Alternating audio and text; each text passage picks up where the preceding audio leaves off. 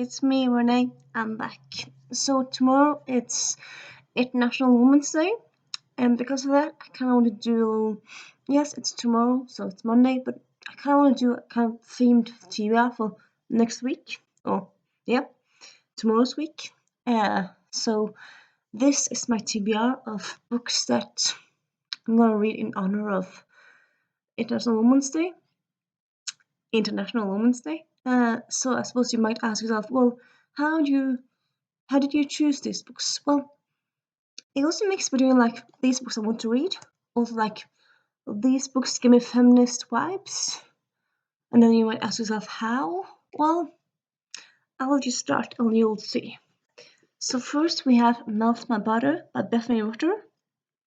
It's a YA contemporary British author. This is her second book. This one is set during summer. Also pretty sure I think it's either bi or gay protagonist. It's either one of those two, I'm pretty sure. And I have some feminist vibes because the first book in the series by the author, No Big Deal, kind of also gave me feminist vibes. So I'm kind of thinking this one probably will as well. But if one author has feminist vibes in one book, it often kind of goes through all the books, not just one book. So yeah, cross my fingers. And then we have The Inheritance Games by Jennifer Lynn Barnes. This is basically more like it's English. It's a female author, so that way it's like they kind of becomes feminist in a way because females, anytime we do something like for professionally, we're feminists. That sounds a bit weird, but yeah. This is also a little bit of a like late addition to my TBR, but come to think of reading this one, I've heard mixed things. But yeah, it's supposed to be like a Da Vinci Code in a way for kids, or like for teens. So like it's a YA thriller, and I really enjoyed Jennifer Lynn Barnes' books before. So yeah, and then we have quite excited for this one, Sherlock's Sisters, which is actually a collection of stories from Sherlock Holmes' age, but this one is not Sherlock Holmes stories. It's not even like Sherlock Holmes based. It's more like just kind of like contemporary mystery, like from that time, but with females in the words in the leads.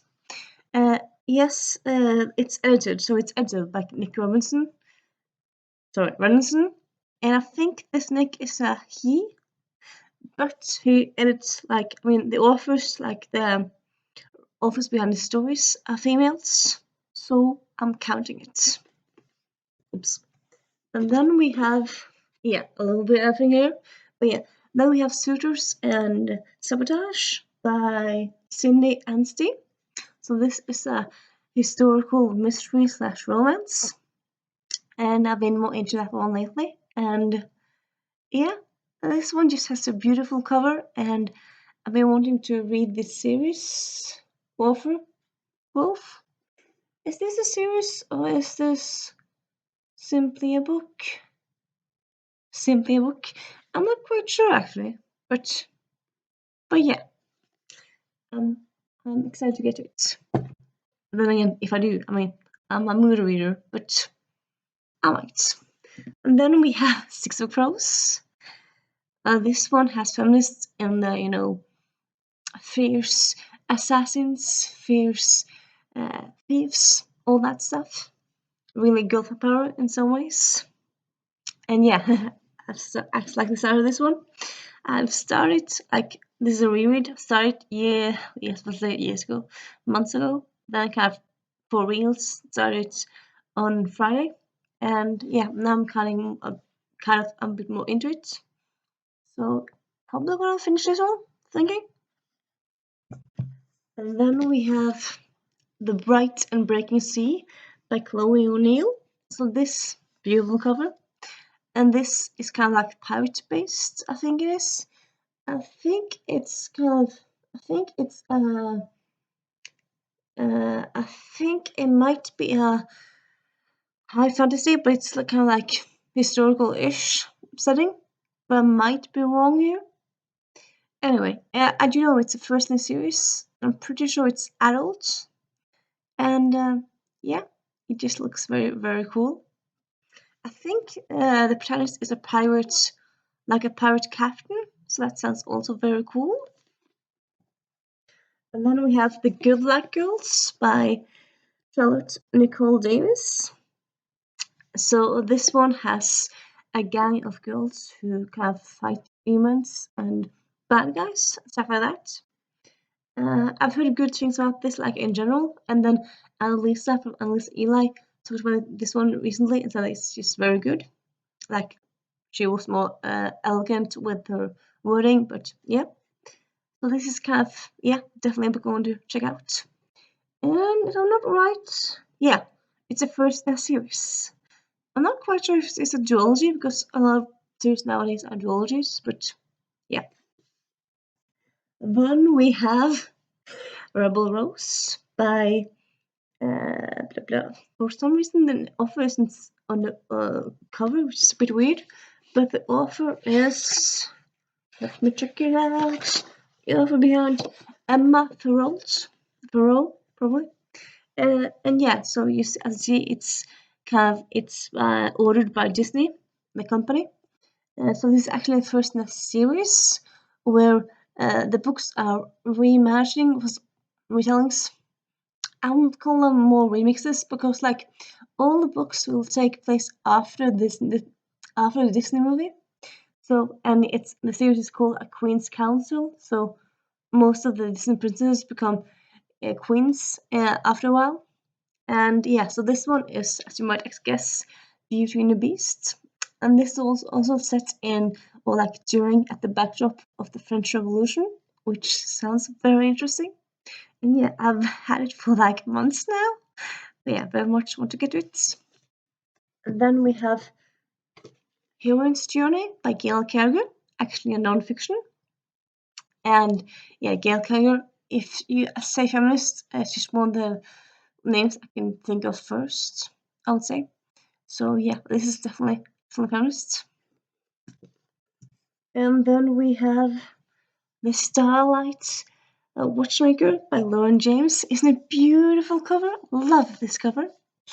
And yeah, this is the first in a series. It's actually a sci-fi book, which I didn't really think about before. Like I bought it, but like it's Lauren James, who's one of my favorite authors, so I'm gonna buy it. But yeah, beautiful cover. And yeah, so that's kind of my semi TBR. Semi TBR because yeah, it's a big TBR and it's simply like for 1 week. And lately I've been reading like maybe 2-3 books a week instead of like 5. So lately I've been kind of more focusing on one book, maybe 2 books instead of 3, which I have been doing earlier.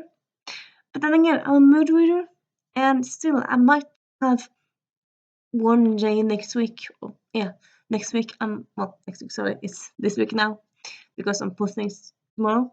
But yeah, I might kind of sleep for a few hours and finish a book, and maybe finish 2 books.